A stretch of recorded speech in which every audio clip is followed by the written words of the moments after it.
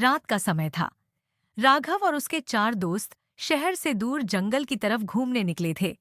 शहर की भाग दौड़ से दूर सुकून भरे पल बिताने का इरादा था, लेकिन उन्हें यह पता नहीं था कि आज की रात उनके जीवन की सबसे भयावह रात बन जाएगी। जंगल के किनारे पहुंचते ही अचानक एक पुरानी हवेली दिखाई दी, जो अंधेरे में बिल्कुल वीरान और खौफनाक लग रही थी।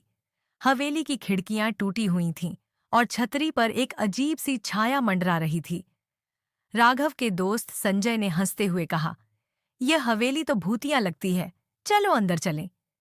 राघव थोड़ा हिचकिचाया, लेकिन उसके बाकी दोस्त तैयार थे। उन्होंने दरवाजा धकेला और वह बड़ी आसानी से खुल गया। अंदर घुसते ही ठंडी हवा का झोंका उनके चेहरे पर पड़ा और वातावरण और भी डरावना हो गया। दीवारों पर पुरानी पेंटिंग्स लगी थीं, जिनके चेहरे अजीब ढंग से टूटे फूटे थे। तभी अचानक एक तेज आवाज हुई, जैसे किसी ने सीढ़ियों पर जोर से कदम मारे हों। सब चौंक कर उस ओर देखने लगे। सन्नाटा छा गया, पर किसी ने हिम्मत नहीं हारी। वे आगे बढ़ते गए। जब वे हवेली के मुख्य हॉल में पहुंचे, तो एक पुरानी घड़ी की टिक टिक सुनाई दी। घड़ी का कांटा 12 बजने के करीब था। जैसे ही घड़ी ने 12 बजाए, एक रहस्यमयी दरवाजा अचानक खुल गया और वहां से अजीब रोशनी आने लगी। सबने एक दूसरे की तरफ देखा, लेकिन संजय, जो हमेशा से सबसे साहसी था, धीरे धीरे उस दरवाजे की तरफ बढ़ा। जैसे ही संजय ने दरवाजे के अंदर कदम रखा, उसकी चीख सुनाई दी। बाकी सब घबराकर दरवाजे की तरफ दौड़े, लेकिन दरवाजा खुद ही बंद हो चुका था। संजय गायब हो गया था। राघव ने दरवाजे को जोर से धकेला, पर वह हिल भी नहीं रहा था।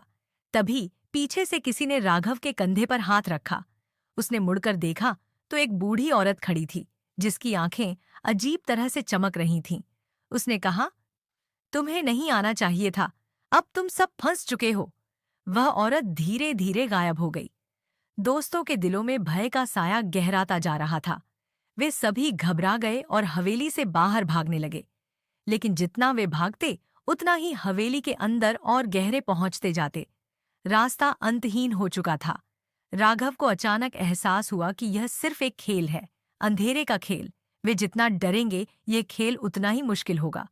उसने अपने दोस्तों से कहा, डर मत, हमें शांत रहना होगा, ये सब हमारे डर का खेल है। वे सब रुक गए, अपनी धड़कनों को काबू में किया और दरवाजा फिर से दिखने लगा। उन्होंने दरवाजा खोला और बाहर की ओर भागे। जैसे ही वे बाहर निकले, हवेली अचानक गायब हो गई। संजय बाहर इंतजार कर रहा था, हंसते हुए बोला, यह तो बस एक मनोवैज्ञानिक प्रयोग था, तुम्हारे डर ने ही तुम्हें फंसाया था। उस दिन राघव और उसके दोस्तों ने सीखा कि असली दुश्मन सिर्फ हमारा डर होता है।